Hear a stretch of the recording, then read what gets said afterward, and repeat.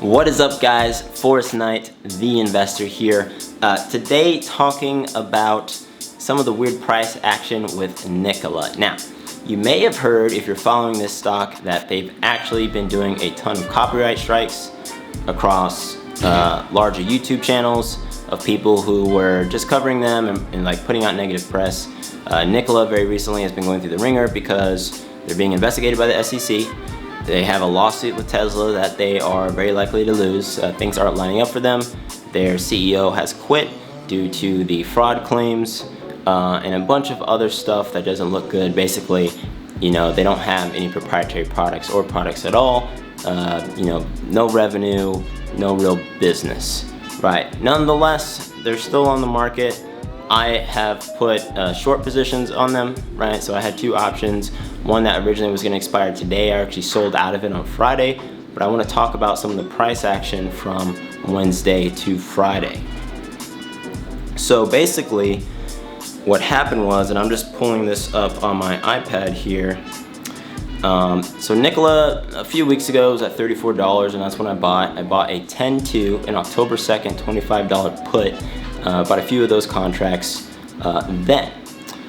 This Wednesday, which was the 30th, I believe, of September, it was hovering around $18. So as we got to expiration of today, the price started to shoot up, and as of right now, as you can see here on the screen, Nikola is currently at $25.98. Now, nothing has changed. Nothing has actually happened that should be forcing that appreciation, other than, in my opinion, a short squeeze. So a short squeeze is basically where people who are afraid of being assigned contracts, right? They have short positions, and you're gonna lose a lot of money, right? So what you can do is, all right, more or less, if you're on the other side of you know, an equity that is being shorted, and you don't want to have to fill that gap, right? Remember, a put option gives me the right to sell an equity at a certain price.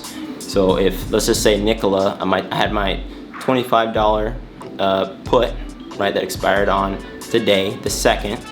If Nikola is at $17, I can still sell it for $25. The person on the other side of that is losing money on that price difference, and I'm making money on that price difference. A short squeeze is basically people forcing the price back up so that they don't lose money on that difference. Now, how do they do that? They have to buy more of the underlying security, but it stops them from losing money on the position that they hold now, right? So if they're holding Nikola and they have to, you know, buy it at some price that's going to lose them money, that is not good for them. And that's basically what a short squeeze is. It's basically just people in the market shifting the price to stop losses. Now, I actually mentioned this in my last video. I said there might be a short squeeze. There definitely was one. The price shot up like $7 in 2 days, and I do think it's going to drop off again. So I think it'll be interesting because it is, you know, now Friday. I think Monday it'll be interesting to see what the price does. Find out if I'm right. I do think that the price is going to drop. I do have another position. I bought some December puts as well on Nikola. So now I have, looking here, I have a $22.50 put that expires on the 18th of December. So that's well over a month out. That'll give me enough time for the price to drop back down again. Hopefully that will appreciate a little bit. I do think that'll be an interesting position. And I do have this 1016 Nikola put at $17, which expires in, you know, about 12 days or so, that I'm hoping to make some money on. But right now it has decreased a ton in value due to this short squeeze. That brings me up to another point. So when you're doing options, you know, volatility is a given, right? There's the value, or really the equity that you have in your option, is going to change a lot with the current price, and so you have to hold fast to your underlying assumption, right? So things like short squeezes and other things like that are going to heavily affect the value of your option plays, but you have to understand that these are happening. These things are going to happen. It'll change again, right? The price will drop back down again, and then when the time is right, you can go ahead and trade out of your position. Just in general, there are tons of different complicated option strategies. You know, just as an FYI, I started my career working at like a retail finance firm. I used to know like everything there was about options, but now it's like 8 years later, so like I'm like relearning all of these things, and I'm like remembering all these option strategies that I knew about 8 years ago and used to trade on. So it's been a lot of fun. Gonna start doing some more complicated stuff here probably in the next few months. I'm in no rush at all though, because one, I'm super busy, and two, I'm not trying to lose money. I'll probably lose a little money, but I'm not trying to lose like money, right? I'm probably just gonna have like 5% of my portfolio at any time doing options plays just for fun, literally just for fun. I'm not trying to like become some advanced trader. So if you ever see some of my positions, you're like, hey Forrest, doesn't make any freaking sense, just let me know, because I would like to know, and I'll learn along the way, and then maybe in 2 years I'll be really good at options and I can actually start doing it seriously. But in any case, that is what is up with Nikola today. I should talk about just on the copyright strikes in general. Not a good look for the company, right? Legitimate companies don't do that, right? They don't go and try to suppress negative press. It's not even negative press, it's really just people talking about the facts. Like, they are being investigated by the SEC. The CEO did quit.